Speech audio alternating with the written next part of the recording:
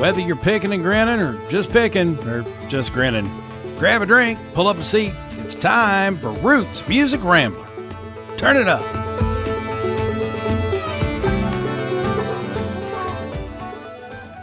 I'm glad that you were able to dig yourself out of the, 10 feet of snow? Yeah. So we could record a new episode. How's it going down there with all that fluffy white snow that we have not seen any of up here in Chicago? Yeah, it's the geographic regions are not following suit here in 2025. We're recording this on January the 8th, which gives away a little bit of how far ahead of time we record these things. But I'm currently sitting in about 10 to 12 inches of snow in Kentucky, and Frank's up in Chicago with nothing, because we just got hammered by that little Midwest winter storm that came through.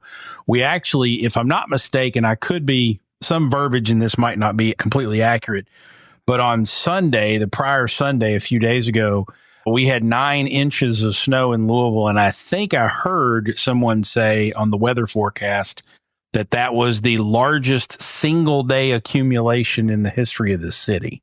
If it wasn't the history of the city, it's certainly the biggest in a long damn time. And we had about an inch and a half of ice in the middle of that. So it snowed like 6 inches, and then we got ice, and then it snowed more. And so there's no fluffy white shit anywhere. This is, hard. It's like trying to hammer through the hood of your car to get to the concrete under your driveway, because it's just a thick sheet of ice, or the snow has all iced over now.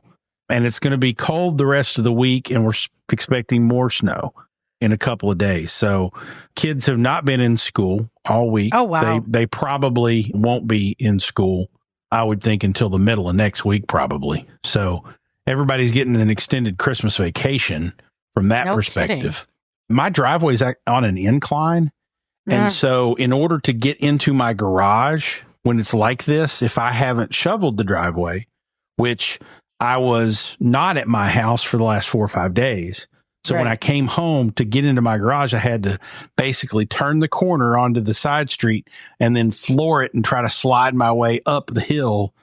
And I didn't make it. So I had to park on the street, go back up, and then shovel like half the driveway. And then once I could get traction about halfway up, it worked. But we're in Snowmageddon 2025 here in Kentucky. And fortunately, though, we didn't get enough ice that branches didn't fall, so I didn't lose power, so I didn't lose internet. So, well, that's good. Oh, that's good. But yeah, 9 inches in a single day, 9 inches of snow here in Chicago. We call that February. Yeah, I know. So, but honestly, gonna knock on wood here. Even last winter, we didn't see a whole lot of snow. We barely have any now. So, sorry that you're getting it all. I mean, I could take it or leave it. I've lived in Chicago my whole life, so I know what it's like. But it's been kind of cold up here.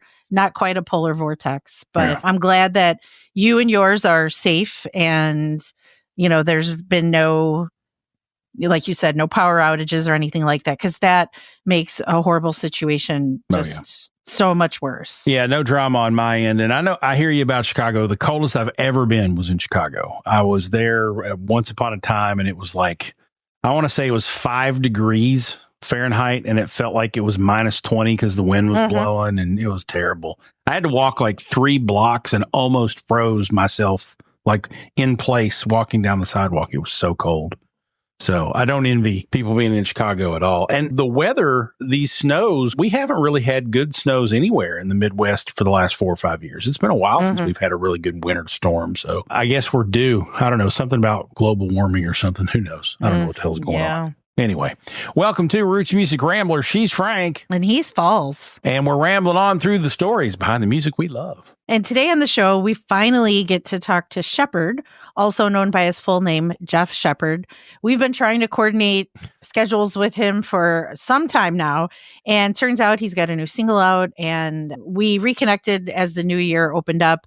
And it opened up an opportunity for us to nail down a time that worked for all of us. So we're very excited to talk with him. Yeah, and I like that he's going by just Shepherd now, because especially where I'm from, in Kentucky. Jeff Shepherd is a former University of Kentucky and NBA basketball player and father of current Houston Rockets rookie and top draft pick Reed Shepherd. Now, their last names are spelled differently.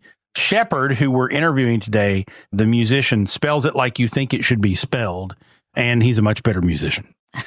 Well, one would hope. And it's so funny that you bring that up about the spelling because, I'm kind of like a spelling and grammar nerd.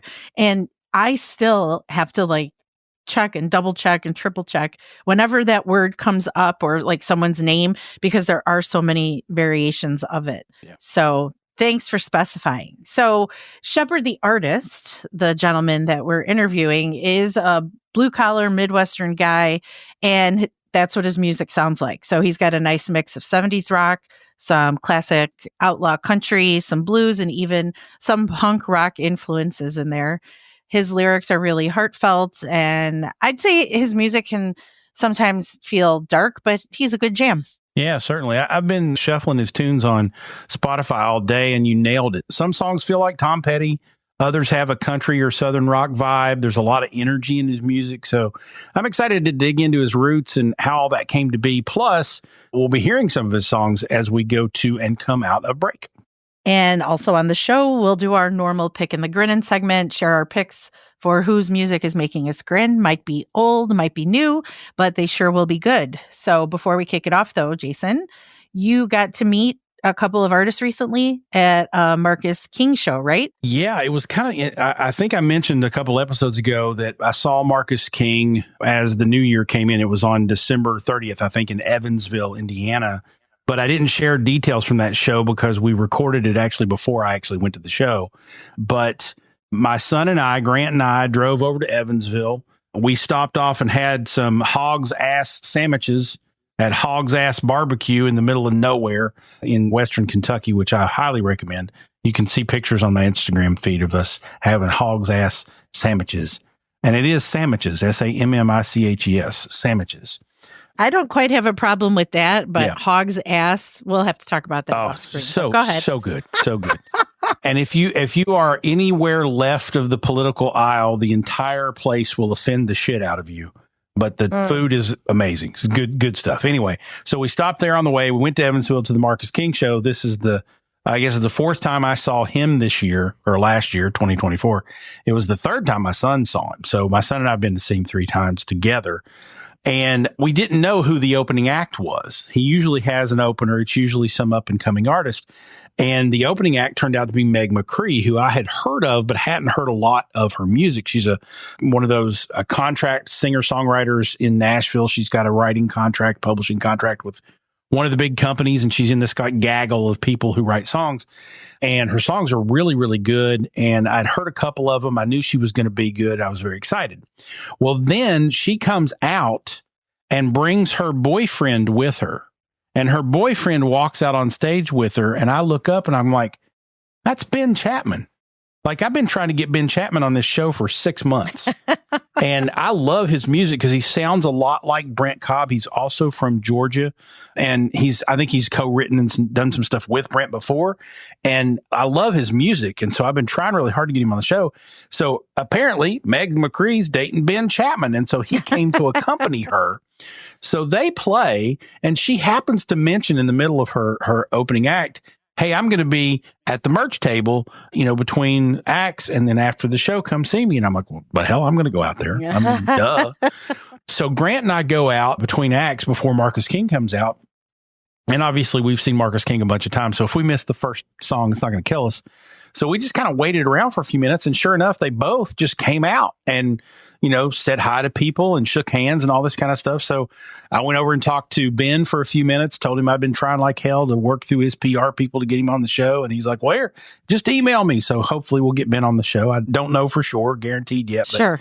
We've got him. And then I went over and talked to Meg and said, Meg, I'd love to have you on the show too. And she's like, well, here's my contact information. So we're, trading messages and trying to work all that out. And hopefully both of them will eventually be on the show. But it was just really cool to see 2 people are incredibly talented and have a big upside potential in the business being real, coming out and just hanging out in the lobby and shaking hands. And, she was selling her merch. Obviously, I bought a couple of albums she signed him, of course. And then my son wanted a poster, so we bought him a poster. Ben wasn't selling anything. He was just there hanging out with his girlfriend. But we got to meet him and talk to him a little bit, which was really super cool. So just fun to be in an event where you have a little bit of access to the artists, and they're artists that you know and that you really appreciate. And so the only thing that would have made it better is if, they would have said, "Hey, come backstage and meet Marcus." And I've been like, "Yeah, I already met him. I met him once, but that'd be cool." But, take what you can get. It was fun. It was a good night. It was a great show. And then Marcus, for his encore, he always does Wildflowers and Wine as kind of the first song of the encore. And then he brought the two of them out and they played The Wait by the band. And so good. Such a good show. It was a great way to end the year for them and great way to end the year for me and Grant too. So it was a blast. Very nice. Very nice. Yeah. Well, you texted me while you were there, and I'm like, "Oh my goodness," and then seeing your pictures and your posts, I could tell just how exciting it was for you. Yeah, we had a blast, and Grant and I both love Marcus a lot, and so we'll sit and sing his songs a little louder than the people around us care to hear. But it was a fun night, and we didn't get thrown out. That was good. Oh, that's always a plus. Yeah, it's always a plus. So there you go. We are working on some beverages here, and it is time for a refill. So we're going to take a quick break. Take a moment, if you will, to listen to more about the awesome sponsors that help make the show happen. When we come back, we're going to get a little rocky, bluesy blue collar with Shepherd and hear his new single, Settle Down. Don't go away. This is Roots Music Rambler.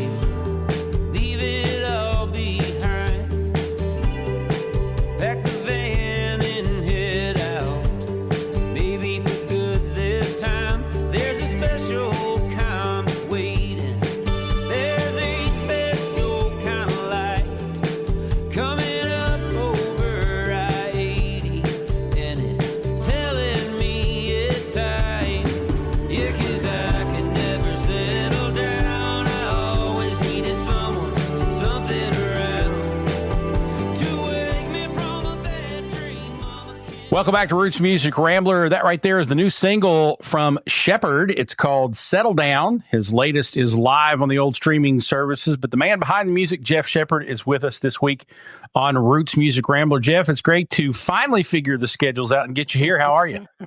Good, man. Thanks for having me. Cool. How are you? Oh, we're great. So tell us about Settle Down. The tune has really good vibe and energy, but talks about, I think, kind of running away from things, life in general, by not settling down. Tell us about the song and if that conflict was something conscious or just how the song turned out. Yeah, like that song, I had a little part, like sometimes, those come in parts. It'll be, music or words or whatever. But I just had the line, I could never settle down. I always needed someone or something around, like just popped in my head. I was like sitting on that for, a couple weeks or whatever, then had the melody. And then I co-wrote that song with my buddy, Adam Lee. And I had the melody and the bulk of it up. And, we over the last year or so, we have, ever since, I guess, COVID, that kind of like started this type of stuff, working, talking to people, Zoom, Skypes or whatever. So that kind of started that, like, kind of like writing songs through the internet now. He and I have kept that up, and Justin Wells too, the last, over a few 3-4 years.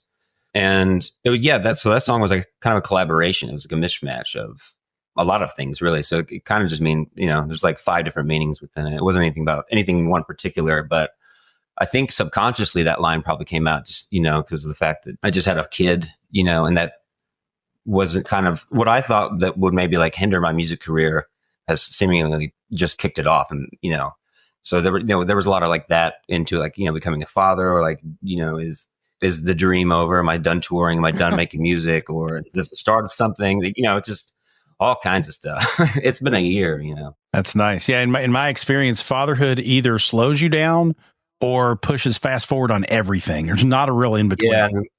And that's, a few people that I've talked to that, had kids, like, have said similar things too. Like, it'll either like, tank and pivot, or just, throw logs on the fire and like, and I think that mine, it's definitely been the latter for sure. Well, motherhood is very similar, constantly on the go, and good times. So we were going to ask about the song, which has it's a great rambling song, which fits, our brand here. And it seems that many artists write at some point some kind of rambling song along the way. So you somewhat answered this already, but was it inspired by your life as an artist and musician? Probably. I mean, I don't think like directly, but I think, at this point, like in the writing, like subconsciously, have an idea, right? Or sometimes you can like sit down and actively write, like, I'm going to write X song, or whatever. This one was just kind of like organic, subconscious. Like there was, like I said, like I was sitting on my couch with my kid and like reached up to grab the bowl of popcorn, and like those lines were in my head, like mid grab. And I was like, hang on a second. Like, went and wrote it down, and then, came back to it later on, which is kind of how I've been writing as of late. Like, with my writing schedule is dependent on the mood of my son. So I have notebooks in every corner of the house. Like every room has a pen and paper, just because, I might get 5 seconds to just jot it, then, go put out a fire over there. Have kids, they said. Yeah, well, welcome to parenthood. That's been the slogan of the year. Like, have kids, it's great. Uh-huh. Yeah. Have 2, they said. Yeah. Yeah. Don't do 3, and then you're playing zone. That's awful. So. Oh yeah. I could. Yeah. I mean, I could imagine. Like, Justin's got twins, and I always tell him, like, it's like, man, you guys played life on hard. Like, I'm over here on intermediate beginner. Like, I can't imagine having like 2 at once. Oh, expert level. Yeah. Well, it is the new single, and I think you rolled out 4 or 5 singles, I think, in 2024. Does this maybe hint at an EP or a full album coming soon? What's the plan for 2025? Yeah, I'm going to be rolling out a bunch of new music this year. I've been moving back catalog stuff around with different distro companies for many different reasons. Some of those songs that I put out will be coming up in the coming weeks. I think Love You Always is up now. Anxiety comes out. I think it comes back live next week. And then essentially it's going to be a song a week we'll be getting uploaded. Then I've been going down to Muscle Shoals and recording when I can. And I'm actually going down back this weekend, going down for 2 days. So the goal is to record and release as much as I can for the rest of the year. Awesome. Love that. Nice. Yeah. Nice. And Jason and I both are fans of Muscle Shoals. We've made separate trips down there. So, we're very excited to hear that you're working down there. So let's talk for a second about the EP that came out in 2022.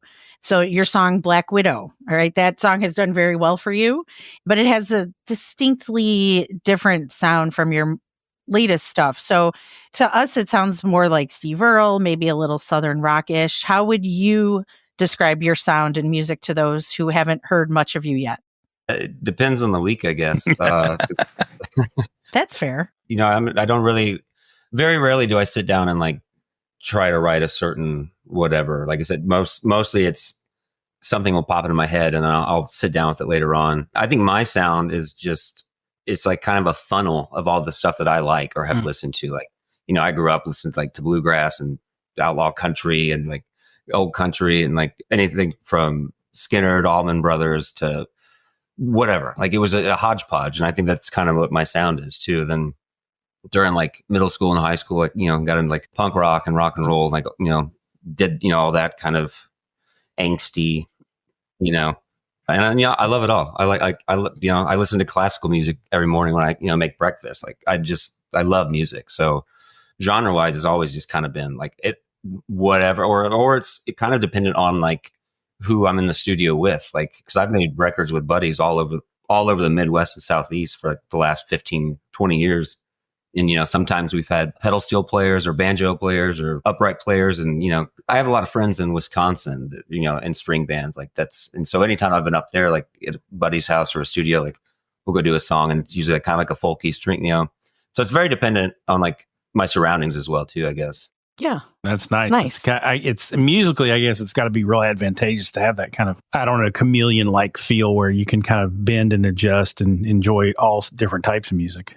I think it works in the artist's benefit if you're that way. Like, as far as like, if you're like, we're a disco band, and then that's just, you're just limited to that, a couple beats per minute, is all you're allowed to do. Anything outside of that would be a sin, and you would, be exiled from Disco Island. Yeah, and just for the record, for people out there who might be chuckling at the disco thing, there is a disco band here in Louisville called 100% Poly, and they're fucking fantastic. So I've been in talks with some guys from Kentucky about doing a disco song. So like, come on, sweet. I love it. We'd love to hear it. We'll debut the damn thing on the show. We don't care. Bring it. Yeah, and that's what we were saying. I was like, there are no rules, right? We could just try it. Yeah. So just out of curiosity, and I'm sure some members of the audience might want to know, what are the good and bad parts of kind of dedicating yourself to your art at this stage of the game for you? I don't want to be too presumptuous. I'm guessing you're either doing music full time and it's exhausting, or you're not doing it full time and it's more exhausting. How do you put together a living as you're growing into a music career? I know you spent a lot of time working in the steel mills. I don't think you do that anymore, but what are the ups and downs of diving in head first at this point?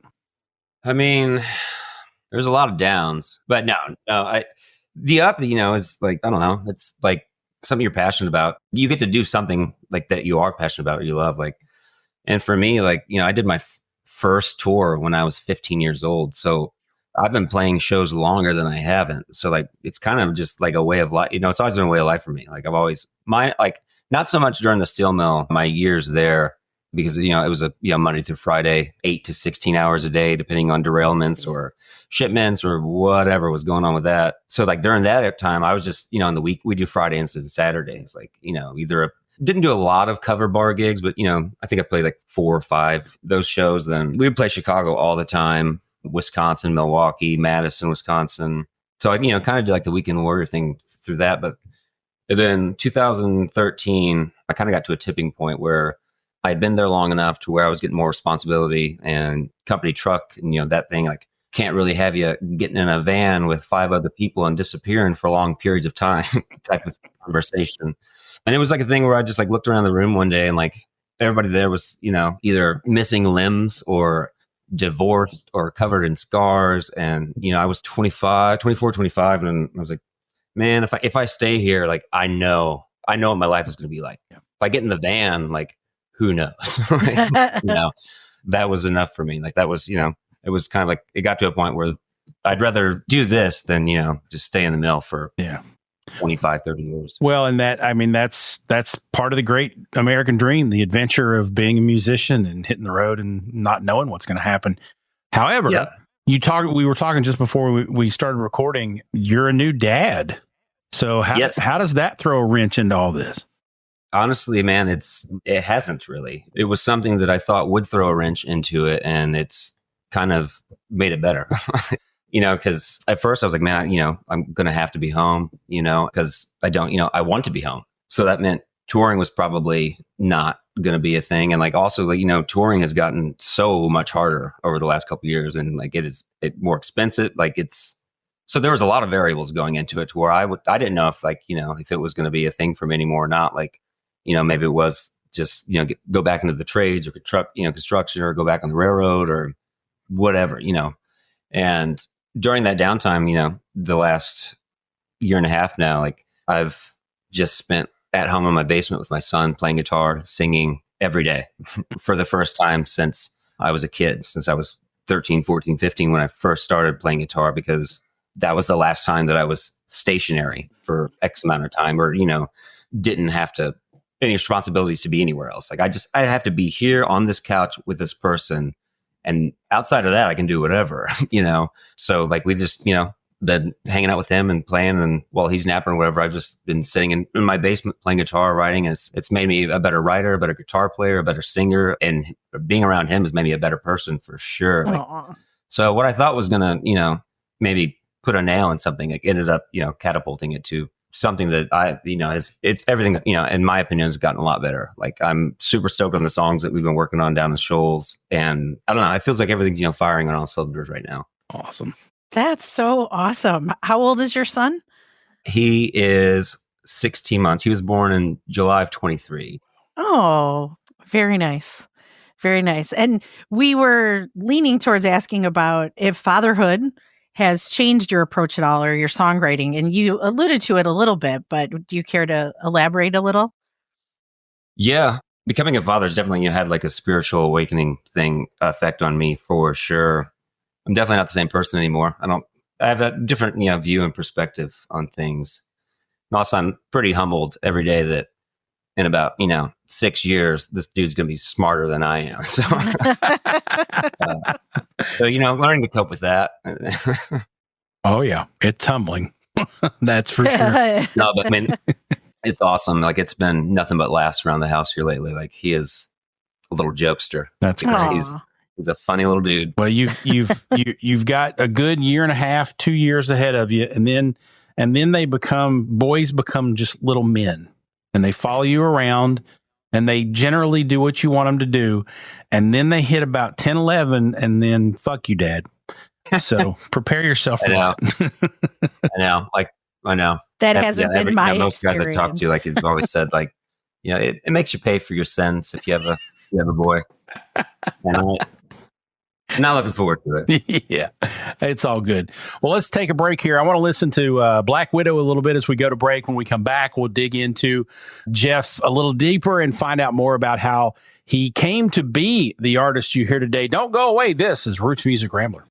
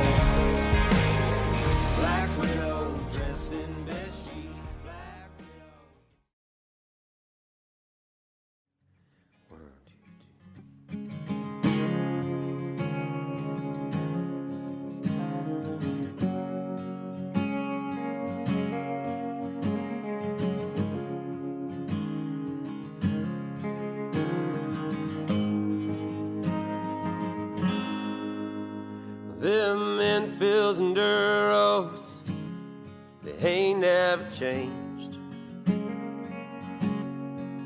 And as the years kept on rolling, and old habits lived just the same.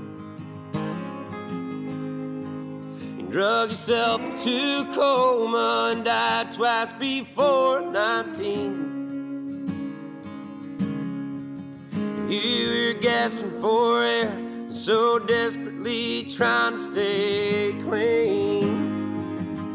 Well, you weren't the first, you won't be the last. Not long for this earth, it'll fly by you fast.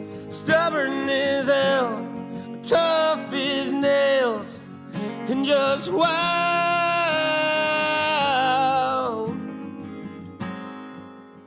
That song's called Won't Be the Last from Shepherd. It is from his Foundry Sessions recordings from last year. I love how that recording and arrangement brings out your vocals and your songwriting, I think, more to the front than some of your other mixes. Do you prepare any differently for your shows if they're just you or acoustic versus maybe the full band? Is there a difference in approaching that or the recordings even? I'm curious.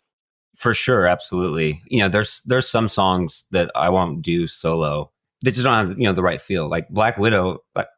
Black Widow is one of those. Like, I don't do a lot solo unless, somebody asks for it, but I never like go into it like on like a solo set list if I'm making lists, like just because that's all bass and drums. It's just, that swampy backbeat feel. Like, so I'll approach the set list differently depending on if it's solo or with the band, and also sometimes too with the arrangement. Again, that goes back to like who's playing with me or who's on the tour. Like, there's been so many, it's kind of been a revolving door for the last 15, 20 years of people that I've either played with or toured with or different projects or different bands or members. So I think that has contributed to the kind of metamorphosis evolution of genre bouncing or sound as well too, because there's just a lot of variables and factors. Like, I never set out to be like the dude, like I've always been chasing the band vibe feel. Like, you get 4 or 5 buddies in the van, like, it's like, traveling the high seas. It's just, there's nothing like it. Like, it's, it's why people are truck drivers. It's like people are sailors. It's just that throw everything in the wind and just travel with your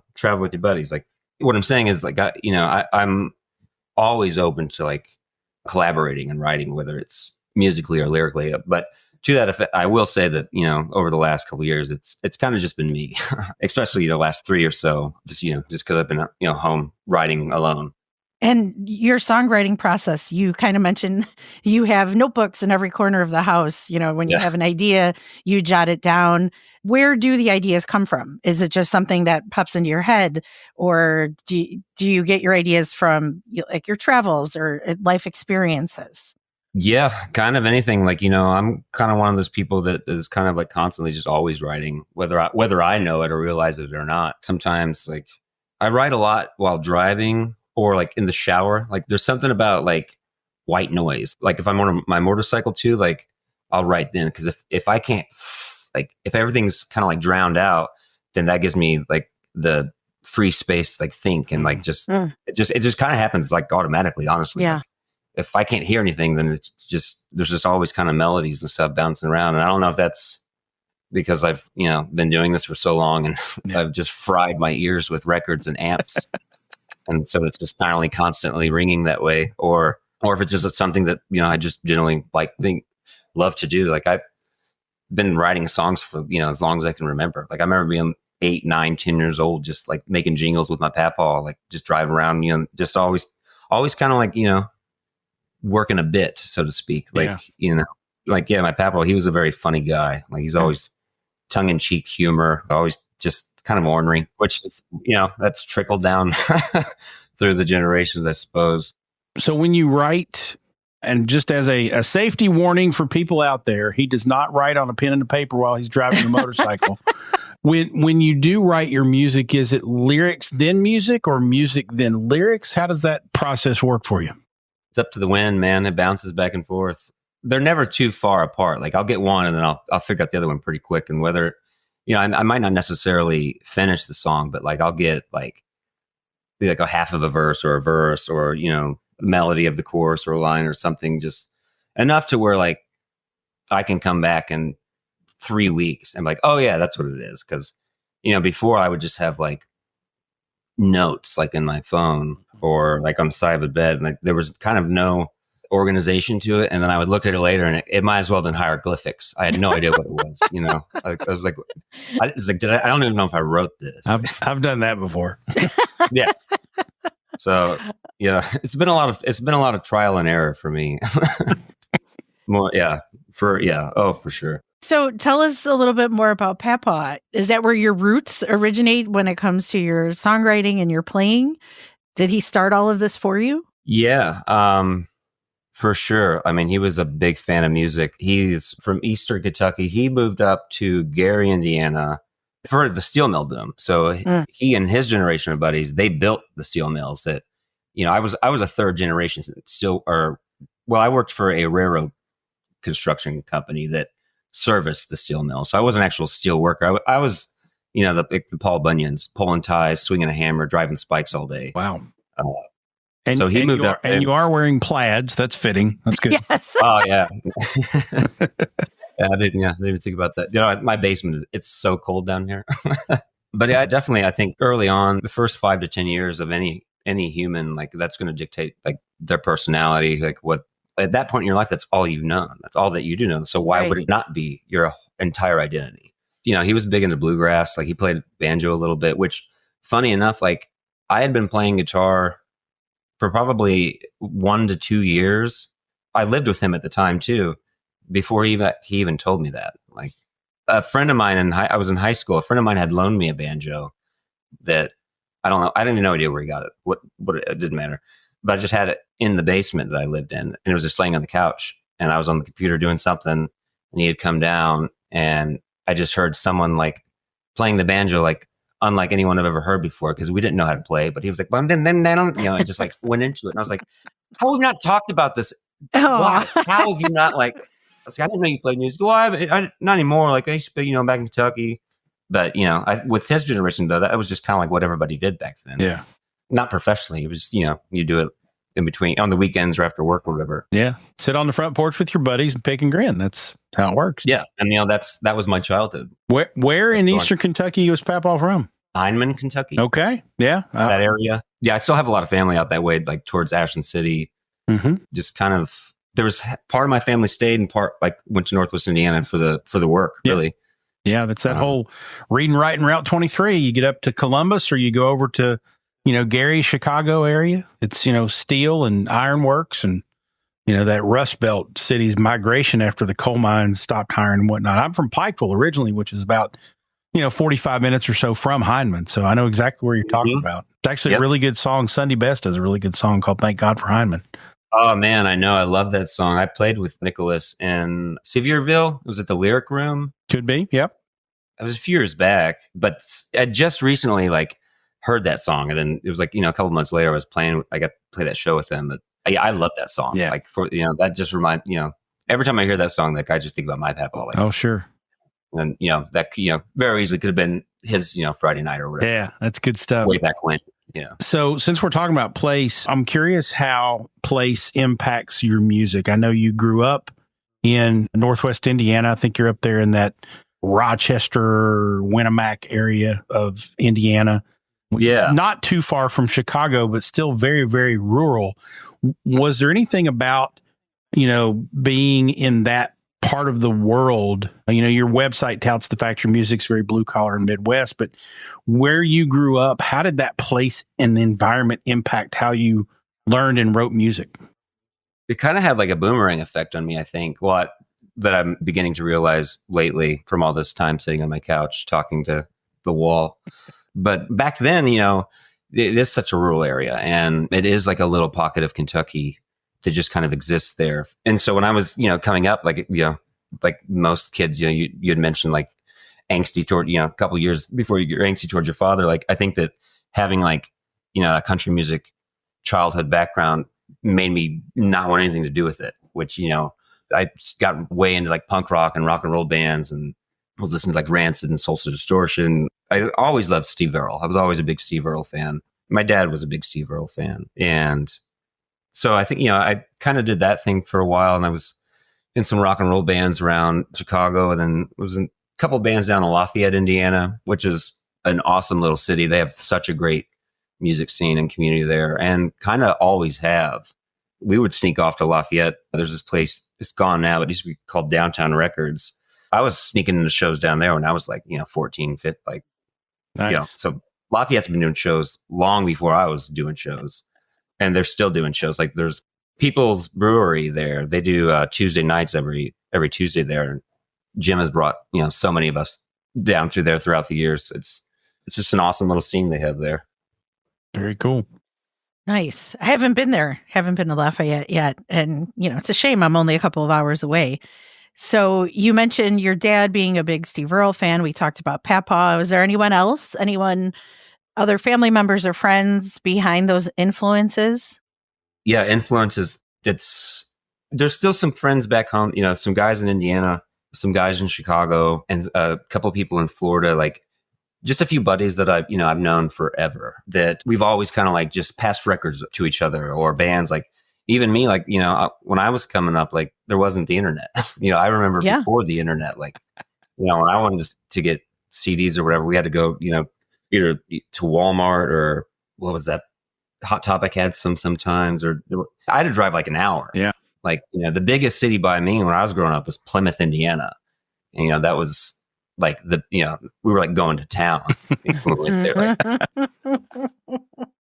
There wasn't as much, you had to work for it if you wanted to find stuff. Yeah. Like it was like, it's not like you could just sit down for 10 minutes and like listen to 100 bands. Like you had to hoof it like on foot. Yeah.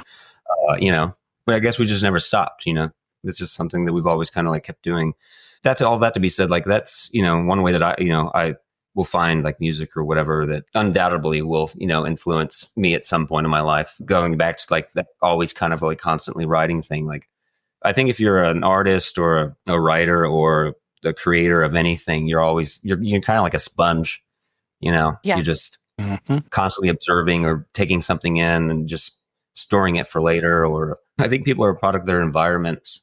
I think we're all pretty much the same. Like if you take any human and put it into an experience, I would say most of us would have the same reaction or about, it's definitely constantly evolving, I guess, for lack of a term on that, because of that. Yeah. Which it's given me a lot to pull from. There's never shortage of ideas, I guess, is what I'm trying to say. Nice. Just out of curiosity, what were you like in school? Were you like a band geek or a hoodlum or a nerd, or how would you classify yourself? You're old enough, like we are, that you probably fit into some clique somehow. So which one was yours? Yeah, I was like a kind of like nerdy little punk rock kid. I definitely was the dude that like got pop cans thrown at him by jocks. Was that dude. Like I remember they had like Spirit Week, and I loved football. I just, I didn't play because I had a mohawk back then. Oh, and you were the kid with the mohawk. Okay. They wouldn't let me play unless I shaved it. And I told them no. So, so I didn't play football. And then they had that, Spirit Week where you'd have to wear school colors. And I didn't want, because, I don't know why. I have my own reasons, I guess. So it was just stuff like that, kind of like just angsty against the system. Yeah. Kind of has always been within me, I feel like. You were a punk. And there's pride in that, man. There's nothing wrong with being a punk. Mohawk and all. That's good stuff.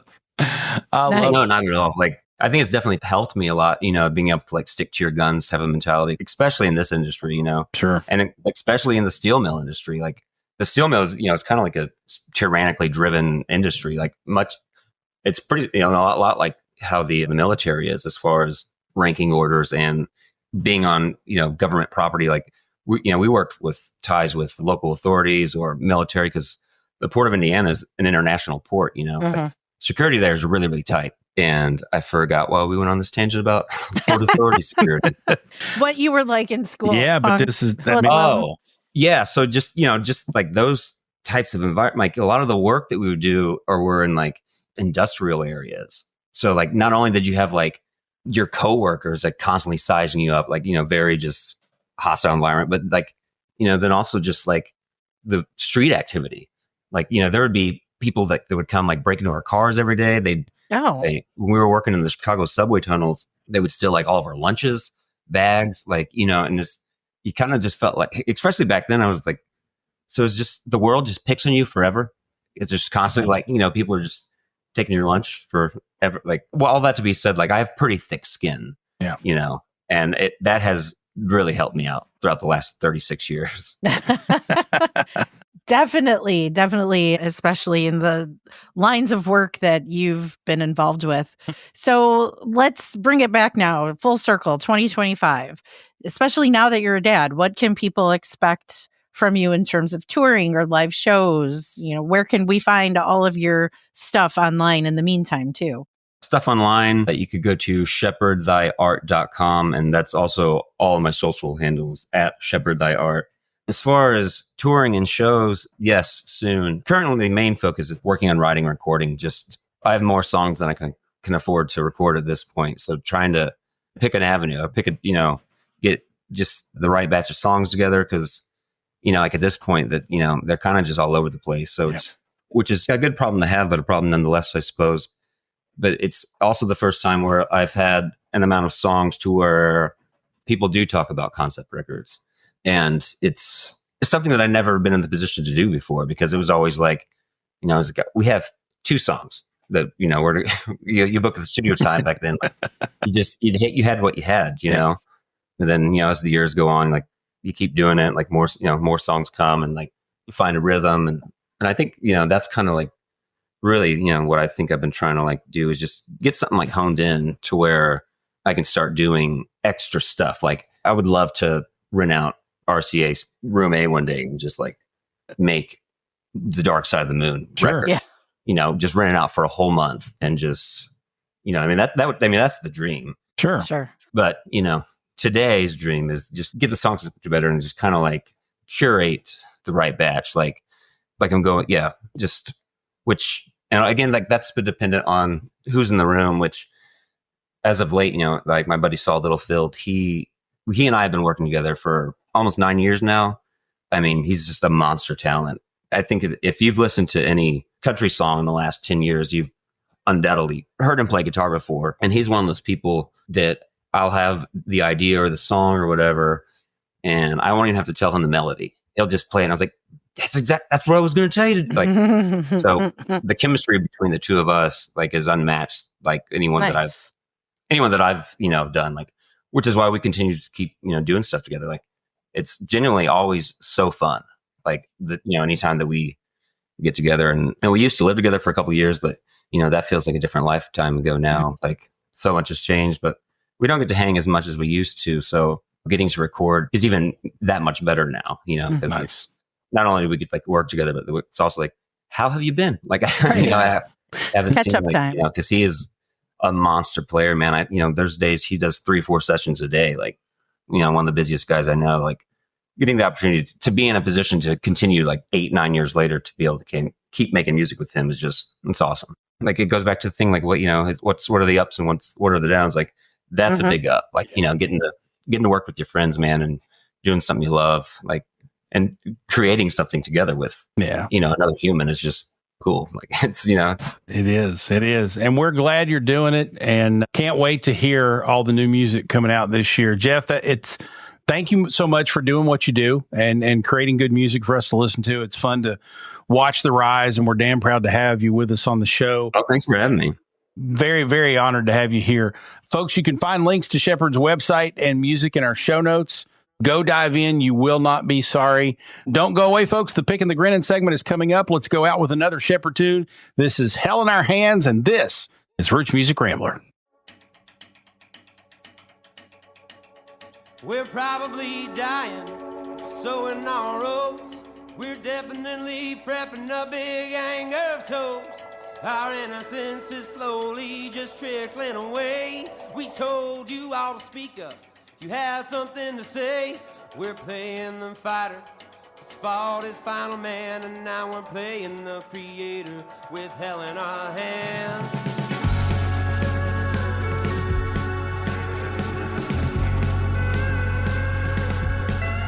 Oh, we should have seen him coming if we knew nothing at all.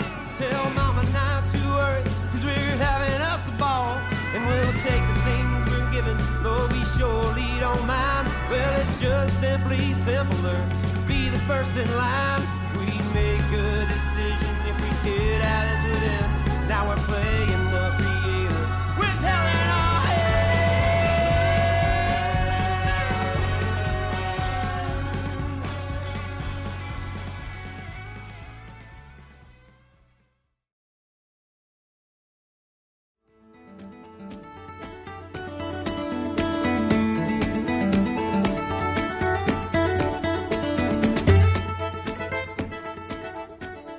Welcome back to Roots Music Rambler. How about that, Shepherd? I tell you, I wasn't lying when I said that I've been shuffling his Spotify all day, and he's one of those guys you could just put on shuffle and listen to. It's just really good, solid, marking music. American. America. Yes. All right. It is time for the Pickin the Grinnin segment, aside from Shepherd, the artist we just talked about. This is the part of the program where Frank and I tell you who we're picking that's making us grin. It's recommendations for music that we've been listening to lately that's been making us smile. They might be old artists, it might be new artists, might be new music, might be old music, but it'll sure be good.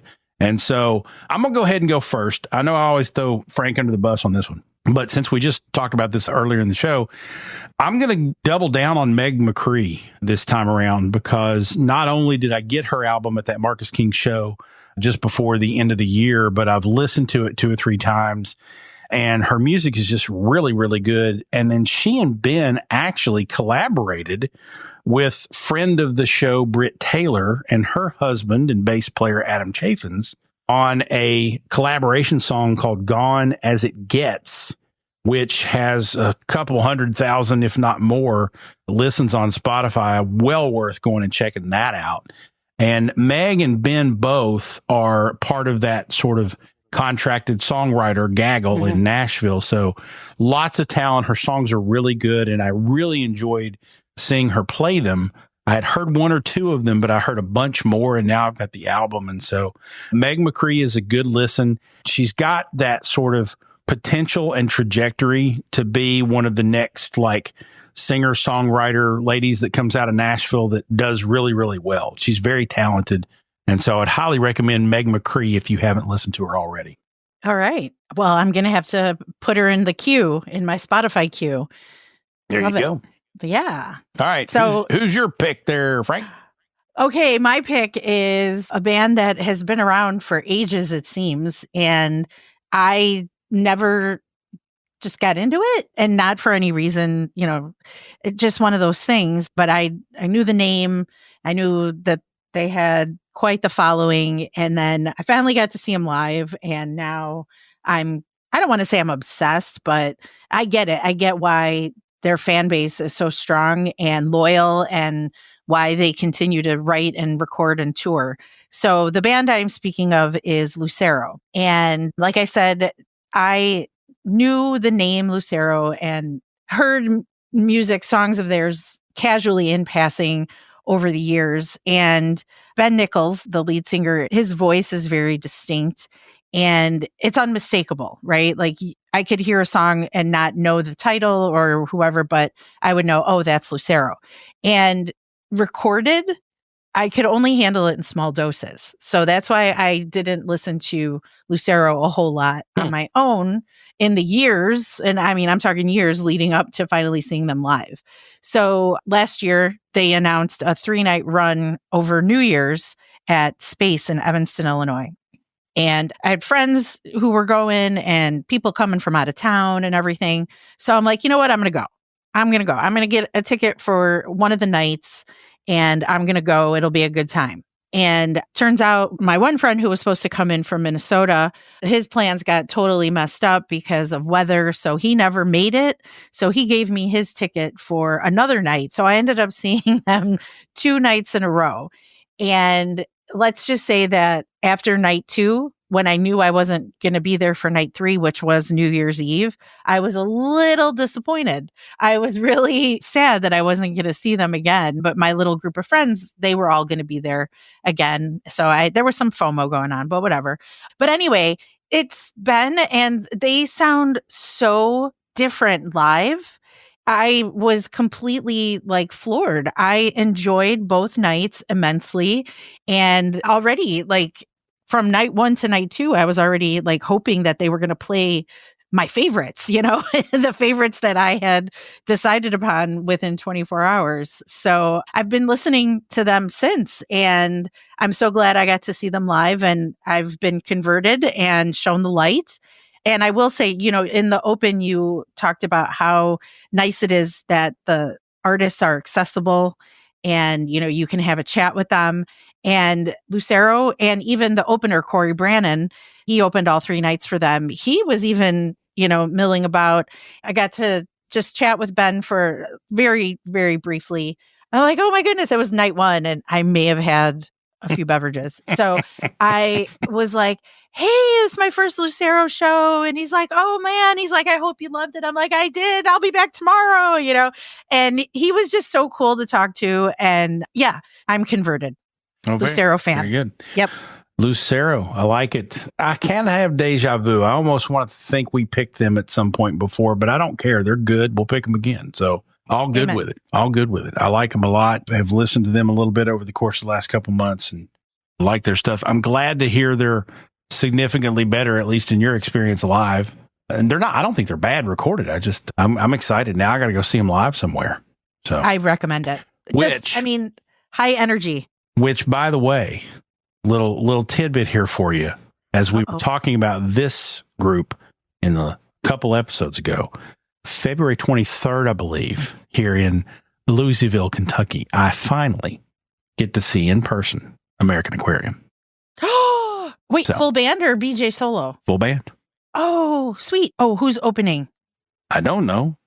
Oh, I bought tickets to see American Aquarium. No. I don't know who's opening for them. I get that. But I just saw a post today.